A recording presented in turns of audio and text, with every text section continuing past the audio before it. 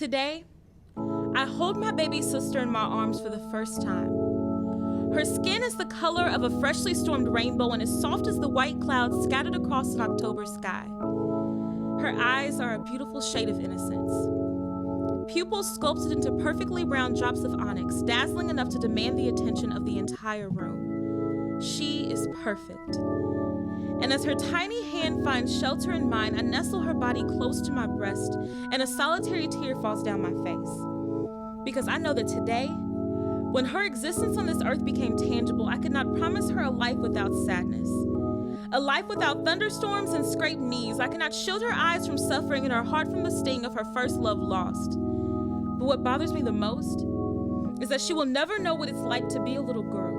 Because the moment she began to exist, the world labeled her a little woman. Forced to trade in her diapers for dildos way too early, her sexuality will be sold back to her in lip plumper, push-up bras, and mini skirts.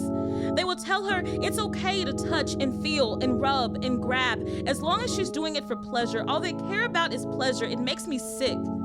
That instead of Barney and the Magic School Bus, she'll be kissing boys on the way to school bus. I'm afraid that she will try too hard to attract attention and then won't know what to do with it when she has it. Why can't we let babies be babies?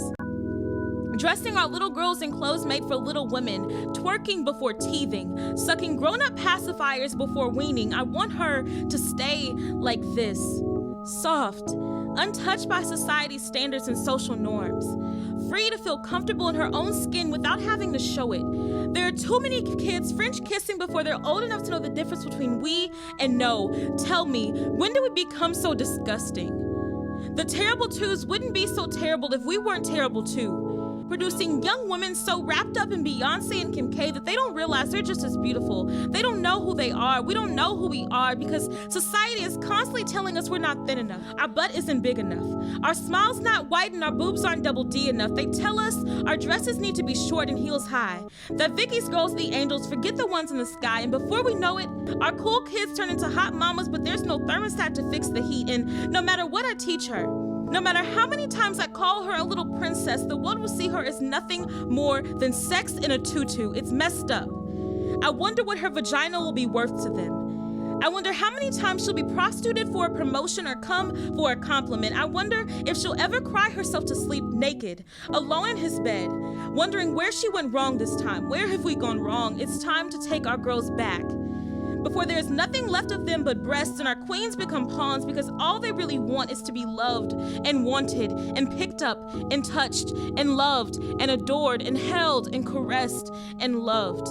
Today, I held my baby sister in my arms for the first time. Her skin is the color of a million hopes and dreams and as smooth as a mother's kiss. Her eyes are a beautiful shade of determination.